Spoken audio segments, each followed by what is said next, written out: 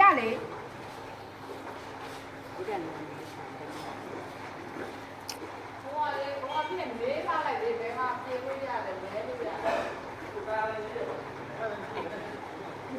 ကိုရေရကျမရဲ့ပေါင်ရင်ရေရ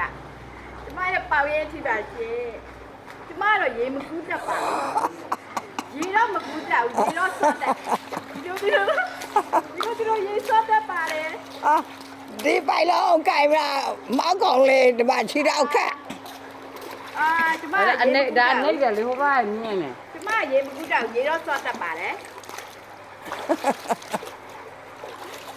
အေးဟာဒီမှာကရေကူးမယ်ဆိုရင်ဒီလိုကနော်ရေကူးဝစ်စုံနေနဲ့ပဲကူးလို့ရပါတယ်ကျမတို့က BIB တွေဆိုတော့လေ ရေကိုဝတ်ဆောင်လည်းရပါတယ်လို့ ဒါကြောင့်မို့ဒီအင်ကြီးနဲ့လည်းကျမတို့ကကူးလိုက်ပါတယ် ရေကိုဝတ်ဆောင်လည်းရပါတယ်လို့ ရေကူးဝစ်စုံနေလဲငှားပေးပါတယ်ဒီကနော်ဒါပေမဲ့ကျမတို့ကအထူး BIB တွေမဟုတ်လို့ကျမတို့ကဒီတိုင်းပဲ အေးလိုက်ကြရဲ့ ကူးလိုက်ပါတယ် အမေတမီးကိုလိုက်ပြီ ရိုက်နေတယ်လေ ကျမညမကတော့တကယ်ကူးတတ်ပါတယ်ကျမကတော့လုံးဝပါ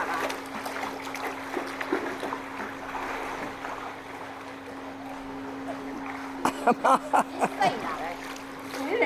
အေးတယ်ကားပေါ်မှာပင်ပန်းလာသမျှအားလုံးကလမ်းဆန်းမှုတွေဖြစ်သွားတာပဲဒီလိုရေကိုစိတ်လိုက်တာ အမေ အာမေရပြီအေးတယ် သွားပြီလား